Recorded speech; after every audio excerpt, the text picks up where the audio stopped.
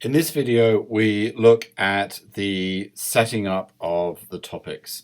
So obviously each CPA unit is going to have a slightly different approach to content and maybe different kinds of resources. So this is really about an overview of the setting up of the topics and some of the things you might want to do with it. I'm particularly cognizant of the fact that some of these CPA units will have different cohorts in. Now, the content doesn't change that much, but sometimes you might want to segment out delivery, and that'll be the subject of a later video where we're looking at groupings and how that can really assist you rather than having the doubling up of content.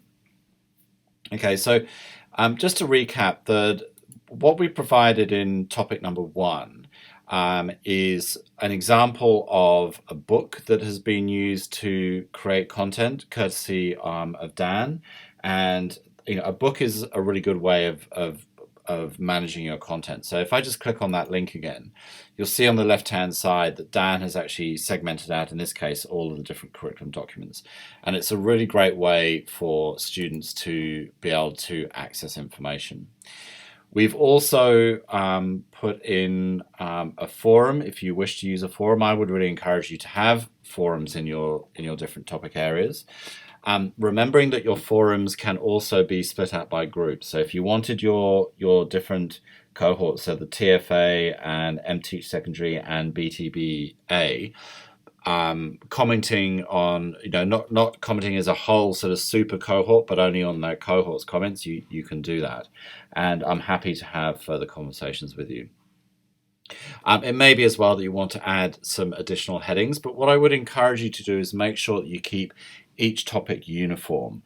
So, if you decided that you want a heading in each topic called lectures, to the best of your ability, I would have that in the other topics as well. So, when you have uniformity across these topics, it just sort of eases student navigation and connection to the unit. So a really important part of why we have taken up this sort of new aesthetic approach to the design of these units, and having very clear, succinct sort of delivery of content, is that research has very clearly shown us that if students are sort of looking all over the place for information and can't find it, it really puts them off going back into an online learning space. So we want to make it as pared down and as easy and intuitive for them as they possibly can. So with the design of the topics 1 through to 4, think about, following the example we've given you, think about how you want that to appear, and then ensure that the way that you structure it appears is the way that it appears across all the different topics. What you want to bear in mind when you're thinking about this particular component of your unit is, what is the existing content that I already have?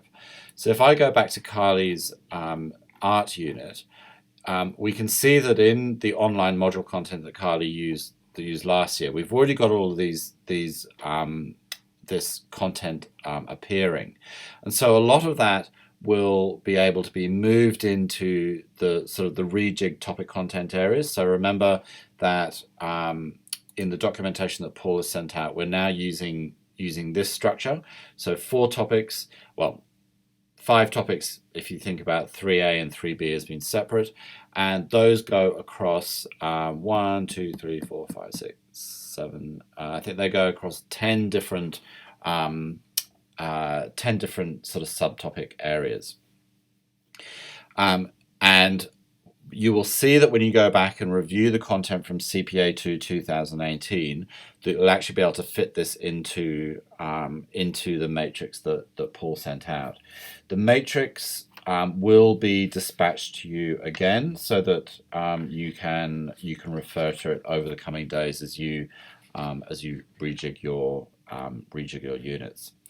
So in the next video, what I'm going to be showing you how to do is an easy way to actually move the content from that was rolled over from 2018 into these new the new tiles or the new modules.